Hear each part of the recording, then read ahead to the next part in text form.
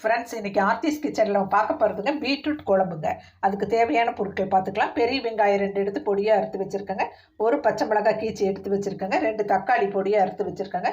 ஒரு பீட்ரூட் தோல் சீவிட்டு பெரிய பெரிய துண்டாக வெட்டி வச்சுருக்கேங்க. 2 வெள்ளை தேங்காய் எடுத்து வச்சுருக்கேங்க அறுத்து. சாம்பார் தூள் 1 ஸ்பூன், மல்லித்தூள் 1.5 ஸ்பூன் எடுத்து வச்சுருக்கேங்க. மஞ்சத்தூள் 1/4 டீஸ்பூன் எடுத்து வச்சுருக்கேன். உப்பு, சீரகம் 1/2 ஸ்பூன் எடுத்து வச்சுருக்கேன். இஞ்சி பூண்டு விழுது, தேவையான அளவு எண்ணெய், கருவேப்பிலை. இப்போ நம்ம என்ன பண்ணலாங்க, இந்த தேங்காய் 2 வில்லையும் சீரகம் போட்டு நம்ம அரைச்சிட்டு வந்துடலாங்க. ஃப்ரெண்ட்ஸ், இப்போ ஆயில் ஊற்றிக்கலாங்க.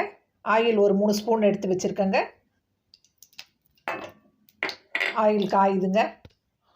இப்போ சோம்பு ஒரு 1/2 ஸ்பூனுங்க. தாளிக்கிறதுக்கு மட்டும் சோம்பு போடணுங்க. அரைக்கிறதுக்கு சீரகம் போட்டு அரைச்சிருக்கோங்க. நம்ம சீரகம் தேங்காய் அரைச்சிருக்கோம். இதுலேயே கருவேப்பிலை போட்டுக்கலாங்க. இப்போ இந்த இஞ்சி பூண்டு விழுது இருக்கு இல்லைங்களா, அதை போட்டுக்கலாங்க. 1/2 ஸ்பூனுங்க. இஞ்சி பூண்டு விழுது 1/2 ஸ்பூன்.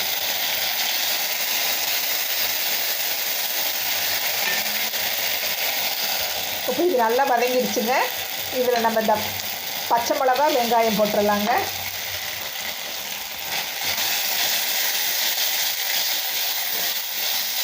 இந்த ஒரு பச்சை மிளகா கொனையை கீச்சிட்டு தாங்க போடணும், இல்லைன்னா வெடிக்குங்க. இப்போ இதுக்கு மட்டும் வணங்குறதுக்கு மட்டும் கொஞ்சம் உப்பு போட்டுடலாங்க. அப்போ இதுலேயும் இந்த தக்காளியும் போட்டுடலாங்க.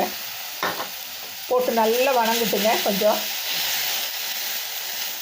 நம்ம என்ன பண்ணலாங்க, சிம்மில் வச்சுட்டு இந்த மூடியை போட்டு வச்சுட்டோம்னா நல்லா வதங்குங்க. அப்புறம் பார்க்கலாங்க. இப்போ எப்படி இருக்குதுன்னு பார்க்கலாங்க.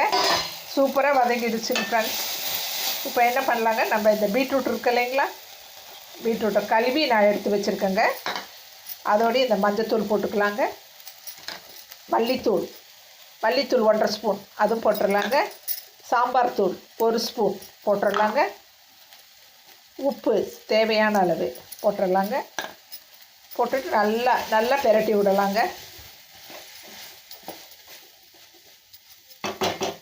நல்லா பெரட்டி விட்டுட்டு இதில் 1 டம்ளர் தண்ணி ஊற்றலாங்க. தண்ணி ஊற்றிட்டு 2 கலக்கிட்டு மூடி வைக்கலாங்க. வேகட்டும்.